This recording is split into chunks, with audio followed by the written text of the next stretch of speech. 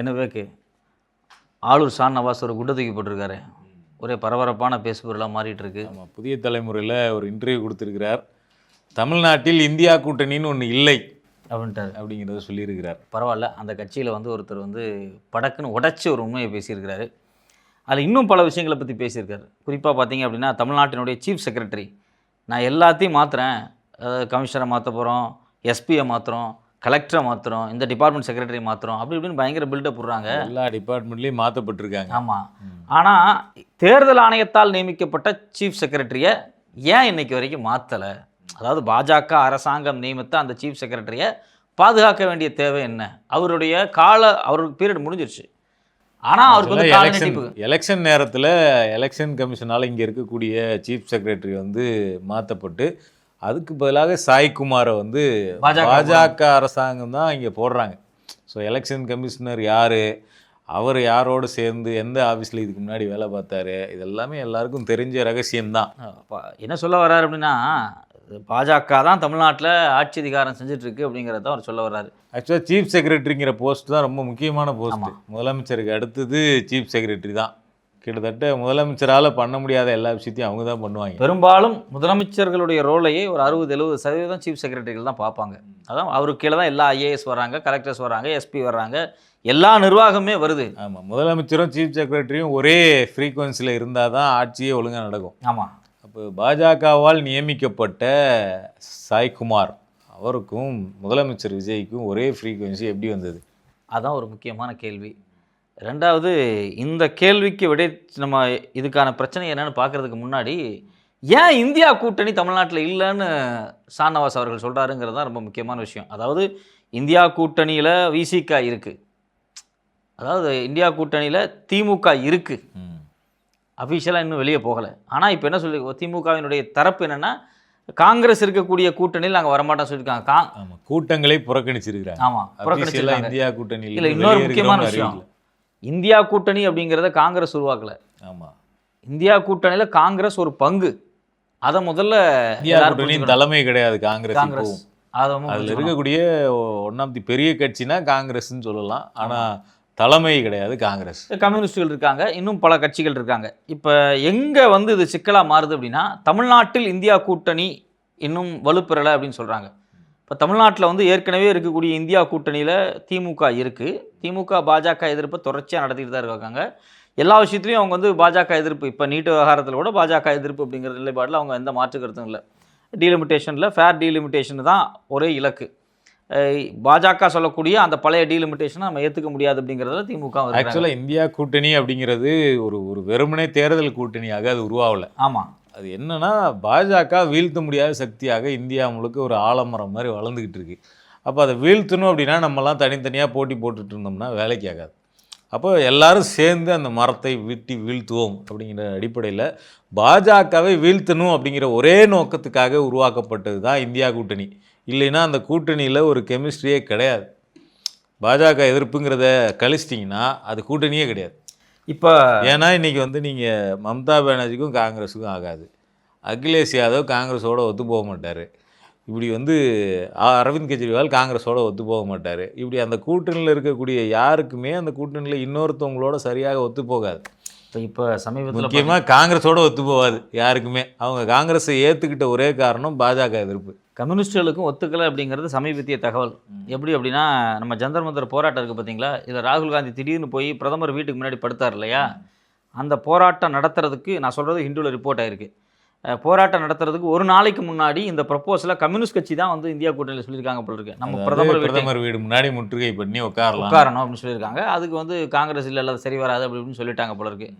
அடுத்த நாள் பார்த்தா திடீர்னு போய் ராகுல் காந்தி பிரதமர் வீட்டுக்கு முன்னாடி போய் படுத்துட்டார், உட்காந்துட்டார். அந்த பக்கத்தில் அதுக்கு போனதுக்கப்புறம், அந்த போராட்டத்தில் ராகுல் காந்தி போனதுக்கப்புறம் தான் மற்ற கூட்டணி கட்சிகளுக்கு தகவலே கொடுக்கப்பட்டிருக்கு, ராகுல் காந்தி பிரதமர் வீட்டுக்கு முன்னாடி போயிருக்காரு அப்படின்னு. இந்த தகவல் அறிஞ்ச உடனே பக்கத்தில் இருந்திருக்கார் அகிலேஷ் யாதவ், அவர் போய் கலந்துக்கிட்டார். ஏன்னா பார்த்தீங்கன்னா, இந்த ஜந்தர் மந்தர் போராட்டத்தில் பெரும்பாலும் அகிலேஷனுடைய மனைவி டிம்பிள் நினைக்கிறேன், அவங்க தான் 2-3 நாள் அங்கேயே தான் இருந்தாங்க. ஸோ அதனால் அகிலேஷ் போயிட்டார். கம்யூனிஸ்ட் கட்சி வரமாட்டேன்னு சொல்லிட்டாங்க.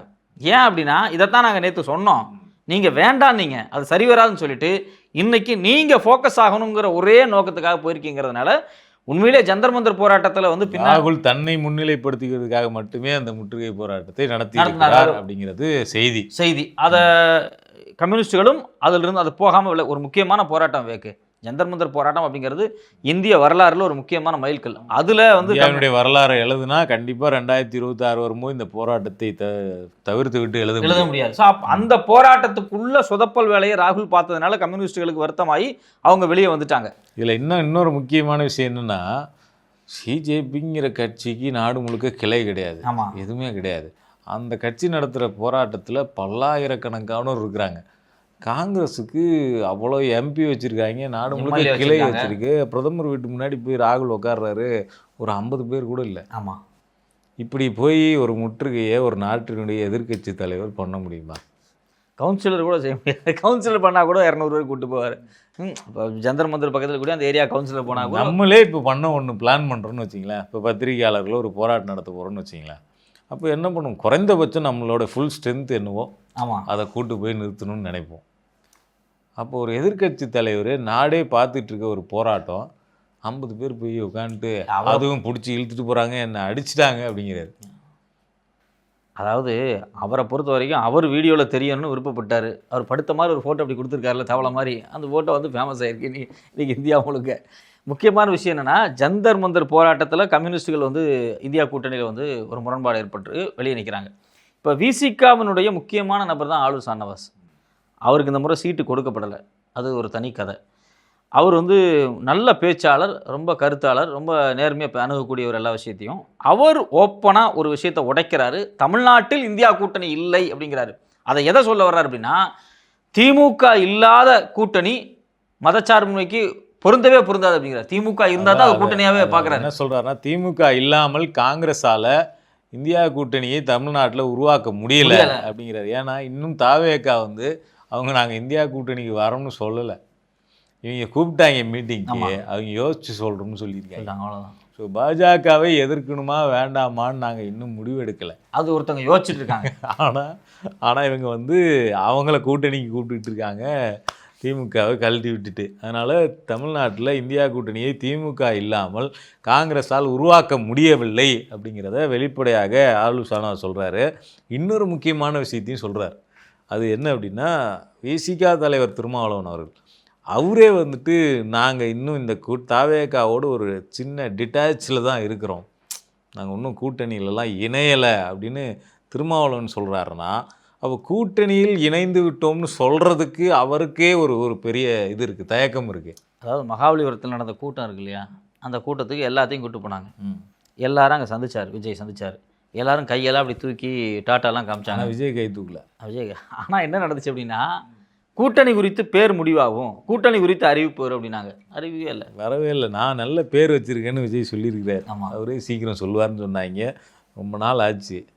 இதில் தமிழ்நாட்டில் வந்து விஜயினுடைய மொத்த அரசியலுக்கு ஒரு மிகப்பெரிய அரணாக, பலனாக, கேடயமாக விளங்கக்கூடிய வைகோ அவர்கள் இருக்கார் இல்லையா, அவர் கூட இதை வந்து கூட்டணி அப்படிங்கிறத வந்து இன்றைக்கி வரைக்கும் உறுதியாக சொல்ல முடியாத நிலைமையில் இருக்கார். இப்போ இதில் நம்ம தெரிஞ்சுக்க வேண்டியது என்ன அப்படின்னா, விஜய் இன்னும் பாஜகவை எதிர்க்கணுமா வேணாமாங்கிறத அவர் இன்னும் முடிவு பண்ணல. அப்போ ஃபஸ்ட்டு அவர் முடிவு பண்ணி அவர் இந்தியா கூட்டணிக்குள்ளே வரணும். ரெண்டாவது, இந்தியா கூட்டணியில் இருக்கக்கூடிய கட்சிகள் விஜயை திமுக இருந்த இடத்துல விஜயை வச்சு ரீப்ளேஸ் பண்ண முடியுமான்னு அவங்க முடிவு பண்ணணும். ஆமாம், இந்த கேள்வி எப்போ வந்து இருக்குது இல்லை, இந்த கேள்வி எப்போ வந்துச்சு அப்படின்னா, பிரவீன் சக்கரவர்த்தி வந்து விஜயை சந்திச்சார் அப்படின்னு தேர்தலுக்கு முன்னாடி ஒரு பரபரப்பான பேச்சுவார்த்தை வந்தப்போ எல்லோரும் என்ன கேட்டாங்க அப்படின்னா, நீங்கள் வந்து திமுகவை விட்டுட்டு விஜயோட போய் நிற்கணும்னு விருப்பப்படுறீங்க, திமுக பாஜக எதிர்ப்பில் உறுதியாக இருக்குது, எல்லா வடிவத்திலையும் அவங்க வந்து பாஜகவை எதிர்த்துக்கிட்டே இருக்காங்க, இதை விட ஒரு படி அதிகமாக தாவேகா எதிர்த்தா அவங்களோட போய் நிற்கலாம். அவங்க எதிர்க்கவே இல்லை, எதிர்க்க வேண்டிய தேவையே இல்லை. பாஜக அப்படிங்கிறது ஃபாசிசமே இல்லை, அது ஒரு பாயாசம் அப்படின்னு வந்து ஒரு அதை வந்து எளிமைப்படுத்துவது, ஃபாசிசத்தை எளிமைப்படுத்தக்கூடிய ஒரு போக்குது. அந்த போக்கை வந்து அன்னைக்கு செஞ்சாங்க. அதுக்கு ஆட்சி அதிகாரத்துக்கு வந்ததுக்கு பிறகு கூட பார்த்தீங்க அப்படின்னா, பாஜக எதிர்ப்பு அப்படிங்கிறது தமிழ்நாட்டுக்கு தேவையில்லை அப்படிங்கிற மாதிரியான அந்த பாயாச ஃபார்மெட்டையே அவங்க கடைபிடிக்கிறாங்க. இப்போ வந்து நீங்கள் வந்து மூடித்தனமாக நாங்கள் எதிர்க்க மாட்டோம் பாஜகவை, கவர்னரை எதிர்க்க மாட்டோம், ஒரு இணக்கமான போக்கை நாங்கள் கடைபிடிப்போம் அப்படின்னு சொல்கிறாங்க. அதாவது விஜய் என்ன மெசேஜ் இந்தியா கூட்டணிக்கு கொடுக்குறாருன்னா, நான் இந்தியா கூட்டணிக்கு வர்றதுல எனக்கு சிக்கல் இல்லை. ஆனால் நான் பாஜகவை எதிர்க்காமல் இந்தியா கூட்டணிக்கு வருவேன். அது ஒரு புது மாடலாக இருக்கு. பாஜகவை எதிர்க்கல, நான் இந்தியா கூட்டணியிலே ஒரு வேலையே இல்லை ஒன்றும். அந்த கூட்டணி என்ன தேவை இருக்குன்னு கேட்டேன். இந்தியா கூட்டணியினுடைய மைய நோக்கமே பாஜக எதிர்ப்பு தான். நான் கூட்டணியில் இருப்பேன், ஆனால் பாஜக பற்றி வாய் தர இந்தியா கூட்டணி மைனஸ் பாஜகன்னு போட்டால் அங்கே கூட்டணியே இருக்காது. இல்லை, இதில் இன்னொரு முக்கியமான விஷயம், நீட்டில் விஜய் அரசு அம்பலப்பட்டுருச்சு. அதுக்கு பிறகு தான் ஆளூர் ஷானவாஸ் ரொம்ப காட்டமாக பேசுகிறான்னு நினைக்கிறேன். ஏன்னா கம்யூனிஸ்டுகளும் அறிக்கை கொடுத்துருந்தாங்க. அந்த அறிக்கையை நம்ம படித்து பார்த்தோம். அது குறித்து நம்ம ஒரு வீடியோ கூட போட்டிருந்தோம்.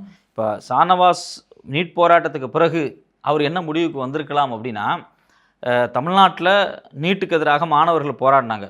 கல்லூரிகளில் பூந்து அட்ராசிட்டியாக மாணவர்களை கைது பண்ணது இந்த தாவேக அரசு.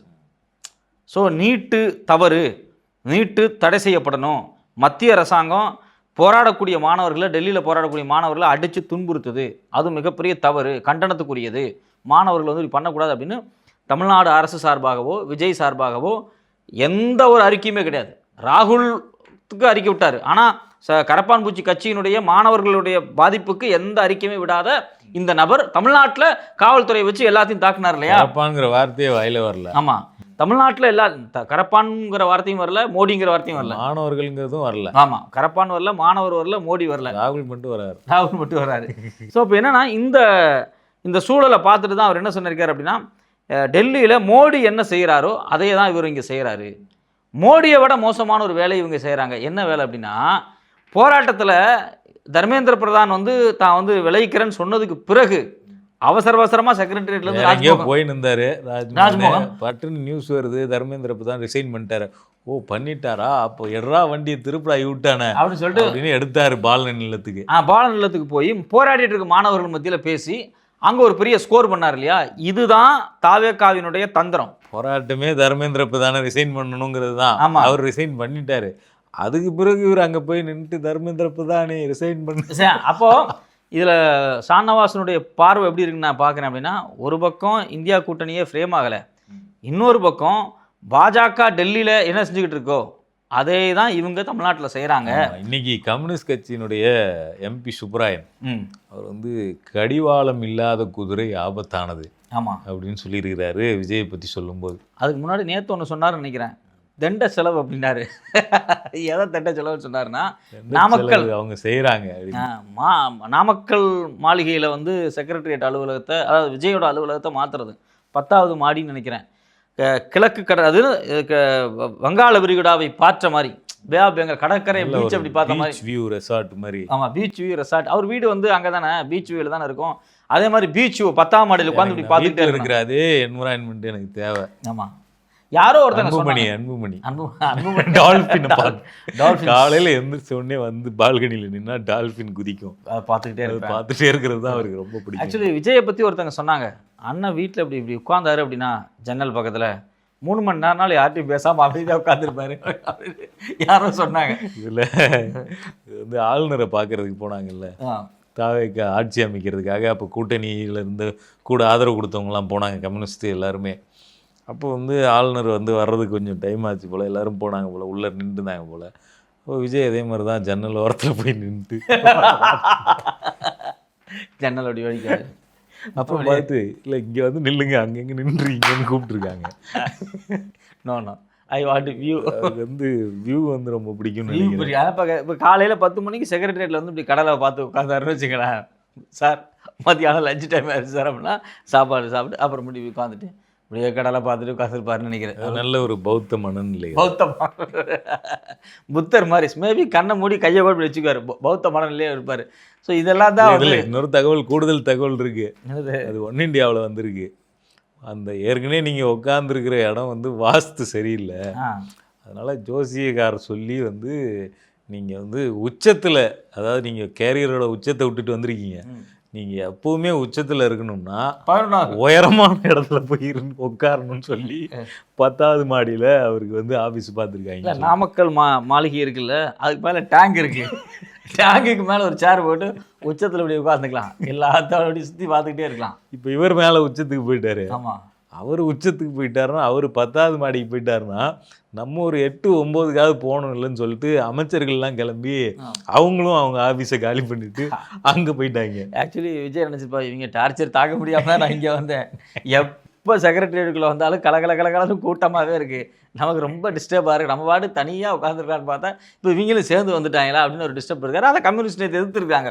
இது தேவையில்லாத செலவு அப்படின்னு தான் சொல்லியிருக்காங்க. ஸோ ஏற்கனவே வந்து இது ஒரு கூட்டணியாக அமையலை.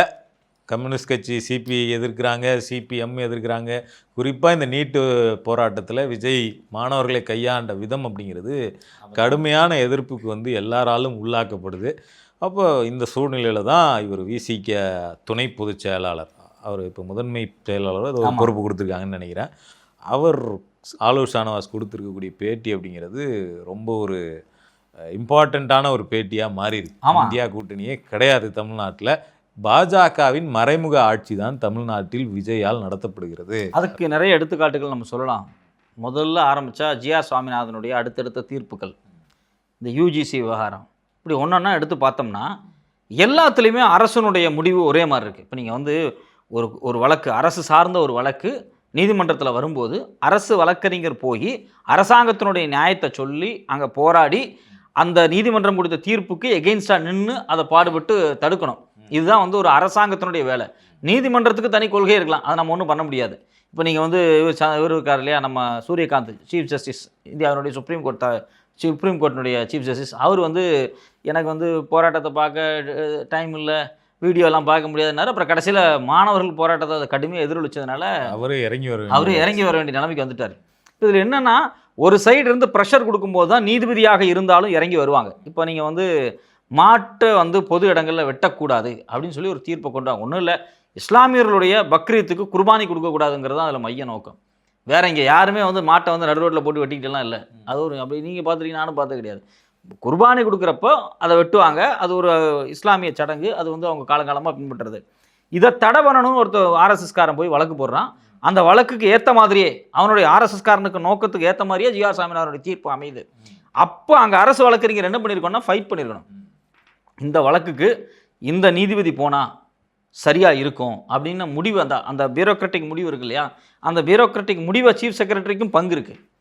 ஆனால் பார்த்தீங்கன்னா அந்த தீர்ப்பு அப்படிங்கிறது வந்து தமிழ்நாட்டு இஸ்லாமியர்களுக்கு எதிராக வந்துச்சு. இப்போ கோயம்புத்தூரில் ஒரு சர்ச்சு கட்டுற விவகாரம், இதே ஜிஆர் சுவாமிநாதன் வந்தப்போ அவர் வந்து கல்லை தூக்கி எறிகிற தூரத்தில் எப்படி வந்து நீங்கள் வந்து கோயிலுக்கு பக்கத்தில் வந்து சர்ச்சை கட்டலாம், அதாவது கோயிலேருந்து கல் எறிஞ்சால் அங்கே சர்ச்சில் போய் விழுந்துருமா, கல் எறிகிற தூரத்தில் வந்து நீங்கள் சர்ச்சை எப்படி கட்டலான்னு சொல்லி அந்த சர்ச்சு கட்டுறதுக்குடைய தடையை வந்து நீதிபதி போட்டார். அப்போ அங்கே போய் நின்று அரசு சார்பாக ஒரு பெரிய இதே மாதிரி திமுக ஆட்சியில் இருந்தப்பையும் ஜிஆர் சாமிநாதன் சில தவறான தீர்ப்புகளை கொடுத்துருக்குறாங்க. ஆமாம். ஆனால் அப்போ திமுக என்ன பண்ணாங்கன்னா அந்த தீர்ப்புகளை எதிர்த்தாங்க. ஆமாம், கடுமையான எதிர்ப்பை ஃபைல் பண்ணி ஜிஆர் சாமிநாதனுக்கு வந்து தீர்ப்பு கொடுக்கறதுல ஒரு உள்நோக்கம் இருக்கிறது. அவர் வந்து செலக்டிவாக அவர் பெஞ்சுக்கு என்னென்ன கேஸ் வரணும் அப்படிங்கிறத அவர் செலக்டிவாக எடுக்கிறார். எல்லாமே இந்த சர்ச்சைக்குரிய மத சார்ந்த விஷயங்கள் எல்லாமே அப்படின்னு சொல்லுவாங்க. ஒரு கேஸ்ட்டு சார்ந்த வழக்குகள் எல்லாத்தையும் அவர் எடுக்கிறார். பிராமணிசம் சார்ந்த வழக்குகள்லாம் அவர் எடுக்கிறார். ஒரு பர்டிகுலர் லாயர்களுடைய வழக்குகள் எல்லாம் அவர் எடுக்கிறார் அப்படின்னு சொல்லி அவர் மேலே வந்து அவர் ஜட்ஜாகவே நீடிக்கக்கூடாதுன்னு சொல்லி இம்பீச்மெண்ட் மோஷன்லாம் கொண்டு வந்தாங்க. ஆமாம், ஒரு நீதிபதியாகவே இவர் இருக்கிறதுக்கு தகுதி இல்லை, இம்பீச் பண்ணணும் அப்படின்னு ஒரு விஷயத்தை வந்து திமுக அரசு பேசிக்கிட்டு இருக்கு. அந்த அளவுக்கு ஃபயராக ஒர்க் பண்ணிட்டு இருந்துச்சு. ஆனால் அந்த தீர்ப்பை கூட இவர்கள் விமர்சிக்கல. ஆமாம், தீர்ப்பை விமர்சிக்கல. கேட்டால் நாங்கள் மேல்முறையீடு பண்ணியிருக்கோம், நாங்கள் வந்து என்ன பேசிக்கிட்டு இருக்க மாமான்னு ஒரு வடிவேல் காமெடிக்கல, நாங்கள் மேலே சுப்ரீம் கோர்ட்டுக்கு அனுப்பிச்சிருக்கோம் அப்படிங்கிற மாதிரி ஒரு போக்கு. நிறைய வழக்குகள் நீங்கள் வந்து குறிப்பாக இப்போ இந்த குர்பானி கொடுக்கறது, அந்த சர்ச்சு விவகாரமாக இருக்கட்டும், அது இல்லாமல் முஸ்லீம்களுடைய இடஒதுக்கீடு, ஓபிசி இடஒதுக்கீடு, திருப்பரங்குன்றம் மலையை வந்து அளக்கிறதுக்கு வந்து ஏஎஸ்ஐ உள்ளே வந்தது, இது மாதிரி பல விஷயங்களில் அமைதியாக இருக்குது. அப்போ இது எல்லாமே சீஃப் செக்ரட்டரியினுடைய பார்வையில், ஒப்புதலில், அவருடைய கருத்துக்கு இணங்க இதெல்லாம் நடக்குதா? சீஃப் செக்ரட்டரி ஒரு பக்கம் இருக்கிறாரு, இன்னொரு பக்கம் ஆளுநர் இருக்கிறாரு. ஆளுநரோடு நாங்கள் இணக்கமாக போகிறோம், முதலமைச்சரும் ஆளுநரும் ஒரே புரிதலில் இருக்கிறார்கள் அப்படின்னு உயர்கல்வித்துறை அமைச்சர் விஸ்வநாதன் சொன்னார். அதனால தான் நீங்கள் ஏன் யூஜிசி மெம்பரை வந்து துணைவேந்தர் தேர்ந்தெடுக்கிற குழுவில் ஒத்துக்கிறீங்கன்னு கேட்டால், நாங்களும் முதலமைச்சரும் ஆளுநரும் ஒரே புரிதலில் ஒன்றா ஸ்ட்ரெயிட்டாக போயிட்டுருக்காங்க. இல்லை, இன்னொரு விஷயத்தை அடிஷனல் சேர்த்துங்க. விஸ்வநாதன் சொல்கிறாரு, ஆளுநரும் நாங்களும் ஒரே தண்டவாளத்தின் இரு பாலங்களாக போயிட்டுருக்காங்கிறாரு. சோனியா காந்தி கட்டுரை எழுதுகிறாங்க, இதில் ஹிந்துவில். அவங்க என்ன சொல்கிறாங்கன்னா, இந்த யூஜிசி எல்லாத்தையும் எடுத்து ஒரு சென்ட்ரலைஸ்டான அமைப்பை உருவாக்குறது தப்பு அப்படின்னு ஒரு கட்டு எழுதுறாங்க. ராகுல் காந்தி என்ன சொல்றாரு அப்படின்னா, கல்வி அப்படிங்கிறது மாநில பட்டியலுக்கு வரணும், மாற்றணும் அப்படின்னு அவர் பேசிட்டு இருக்காரு. நான் என்ன கேட்குறேன், சோனியா காந்தியும் ராகுல் காந்தியும் சொல்லக்கூடிய கருத்துக்கு நேர் எதிரான கருத்தை ஆர்எஸ்எஸ் சொல்லிக்கிட்டு இருக்கு. அந்த ஆர்எஸ்எஸ் சொல்ற கருத்தை விஸ்வநாதன் சொல்றாரு. எனக்கு ஒன்றுமே புரியல. காங்கிரஸ் கட்சிக்குள்ள நான் என்ன நினைக்கிறேன், உங்களுக்கு தலைவர் ராகுல் காந்தியா இல்லை உங்களுக்கு தலைவர் வந்து விஜயா இல்லை வாடி வாடி வாடி பாட்டுக்கெல்லாம் டான்ஸ் ஆடினார்ல, அப்போவே அவர் மாறிட்டார், பைப்புக்கு மாறிட்டாரு. இப்போ காங்கிரஸுக்கு ஒரு பெரிய நெருக்கடி இருக்கு. நாளைக்கு ஏதாவது பிரச்சனை இவங்களை மினிஸ்டர் போஸ்ட் எடுத்து தூக்கினா இவங்களாம் தாவேக்கால போய் சேர்ந்துருவாங்க. வைகோ கிட்ட சொன்ன மாதிரி நாங்கள் வரமாட்டோம் சொல்கிறோம். ஆமாம், நாங்கள் வரமாட்டோம், நாங்கள் தாவேக்கால இருந்துக்கிறோம் அப்படின்னு சொல்லிடுவாங்க. அது வேறு அவங்களுக்கு ஒரு பெரிய பயம் இருக்குது. ஸோ அப்போ இந்த மொத்தமாக பார்த்தா சீஃப் செக்ரட்டரி விவகாரமாக இருக்கட்டும், இந்தியா கூட்டணி தமிழ்நாட்டில் ஃபார்ம் ஆகாமல் இருக்கிற விஷயங்களாக இருக்கட்டும், இது எல்லாமே எதை வெளிப்படுத்துது? ஆளுநர் ஷானவாஸ் சொல்கிறதுல ரொம்ப முக்கியமான பாயிண்ட் என்னென்னா, நீங்கள் சாய்குமாரோடைய பதவிக்காலம் முடிஞ்சிருச்சு, அதை நீங்கள் அவரை தூக்கிட்டு உங்களுக்கு யார் உங்கள் கருத்தியலுக்கு ஒத்து போவாங்களோ அவங்கள நீங்கள் போட்டுக்கலாம். உங்களுக்கு அதுக்கான முழு அதிகாரம் இருக்குது. ஆனால் நீங்கள் என்ன பண்ணுறீங்கன்னா, அவரே தொடரட்டும் அப்படின்னு பதவியை நீட்டிக்க வைக்கிறீங்க.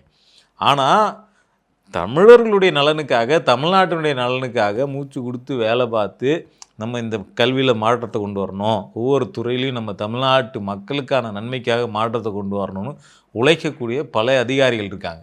அவங்கெல்லாம் திமுகவோடு நெருக்கமாக இருந்தார்கள், திமுக அரசாங்கத்தோடு நெருக்கமாக இருந்தார்கள் அப்படின்ற ஒரே காரணத்துக்காக என்ன பண்ணுறாங்கன்னா, அவங்க எல்லாரையும் வந்து டம்மி போஸ்ட்டுக்கு மாற்றிட்டாங்க. ஆனால் பாஜகவுக்கு நெருக்கமாக பாஜக அரசால் போடப்பட்ட சாய்குமார் வந்து மாற்றப்படலை.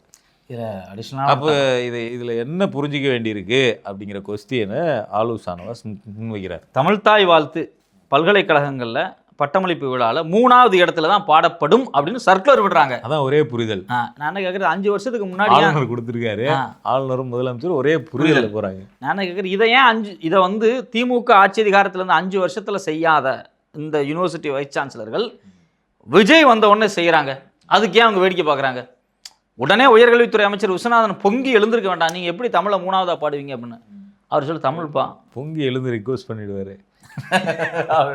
அப்போது கவர்னர் என்ன சொல்கிறாரோ அதை அப்படியே விஸ்வநாதனும் கேட்குறாரு, விஜயும் கேட்குறாங்க. ஸோ இப்போ இவங்க எல்லாருமே சாய்குமார், கவர்னர், விஜய், விஸ்வநாதன் இவங்க எல்லாருமே ஒரு பேட்டர்ன் வர்றாங்க. இவங்க எல்லாரும் விஜய் இப்போ ஸ்ட்ராங்காக அப்ஜெக்ட் பண்ணுறாரு. மக்கள்கிட்ட ஆளுநர் இப்படி பண்ணாருன்னா நாங்கள் கடுமையான எதிர்ப்பை கொடுப்போம், ஆளுநர் நீ வெறும் போஸ்ட்மேன் தான், உனக்கு எந்த அதிகாரம் கிடையாதுன்னு விஜய் சொன்னார்னா ஆளுநர் யோசிப்பாங்க, நம்மளை இப்படி பற்றி எதிர்ப்பாங்க, அதனால் நம்ம கொஞ்சம் ரொம்ப ஆடக்கூடாது அப்படின்னு யோசிப்பாங்க. இதுதான் கடந்த காலத்தில் நடந்தது. ஆமாம்.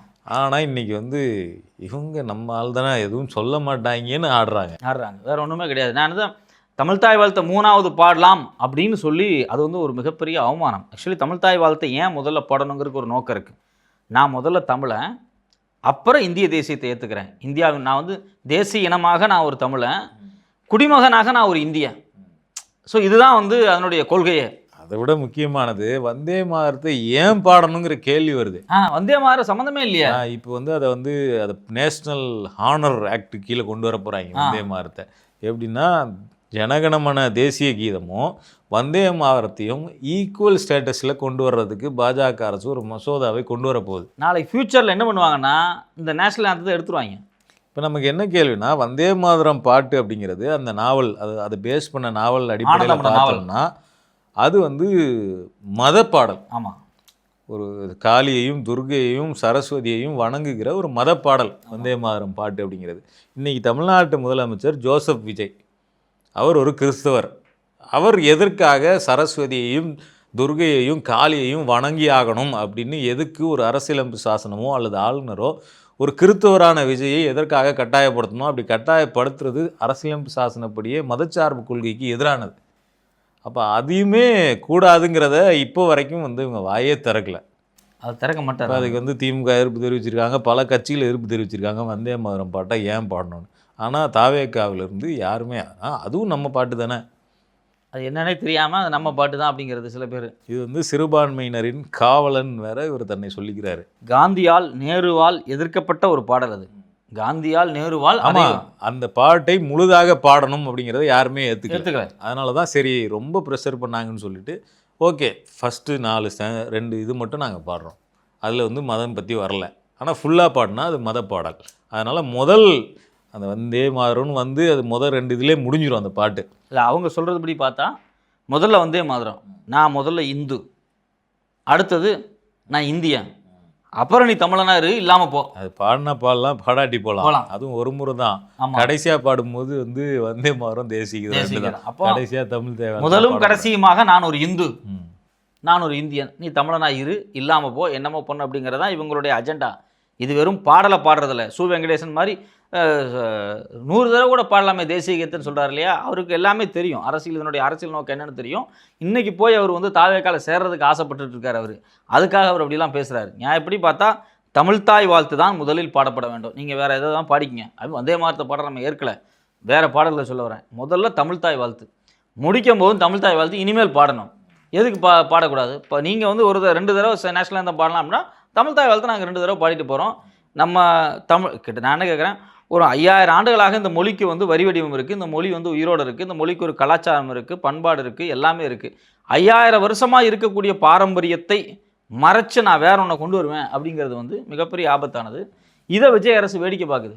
ஸோ இதுதான் இன்றைக்கி ஆளூர் ஷானவாஸ் வந்து அப்பட்டமாக ஓப்பனாக வெளிப்படுத்தி இருக்கிறார். ஒரு நீண்ட நாள் மௌனத்துக்கு பிறகு ஆளூர் ஷானவாஸ் வாயை திறந்திருக்கிறார்.